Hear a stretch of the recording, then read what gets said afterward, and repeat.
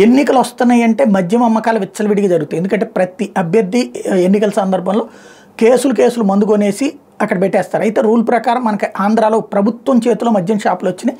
3 బాటిళ్ళకి మించి ఎవరు ఎక్కువ కొనుక్కోకూడదు, ఇవ్వడానికి వీల్లేదు. అది కూడా అప్పుడు ఆధారు అడుగుతారు. ఇలాంటి దశలో ఎక్కువ ఇవ్వడానికి లేదు.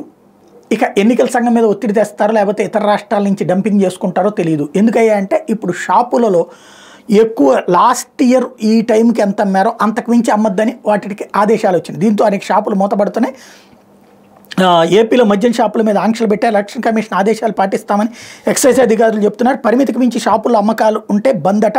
రాత్రి ఉన్న షాపు మరుసటి రోజుకల్లా మూతపడుతుండటంతో ఎందుకు మూసారో ఏం జరిగింది అర్థం కాక మద్యం ప్రియులు తల్లబట్టుకున్నారు. ఇప్పటికే పలు జిల్లాల్లో మద్యం షాపులు మూసేశారు అధికారులు.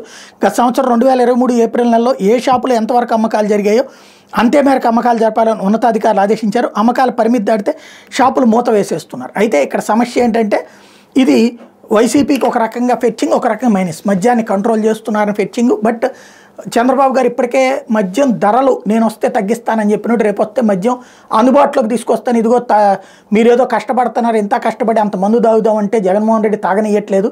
ఇట్లాంటి దుర్మార్గుడు మీకు అధికారంలోకి రావాల్సింది. రేపు నేను వస్తే కనుక మద్యం ఎంత కావాలంటే అంత కొనుక్కోవడానికి అనుమతిస్తాను, ఈ షాపుల దందాని లేకపోతే వీళ్ళ మాఫియాని ఆపేస్తానని రేపో మాపో ప్రకటించిన ఆశ్చర్యపోనక్కర్లేదు.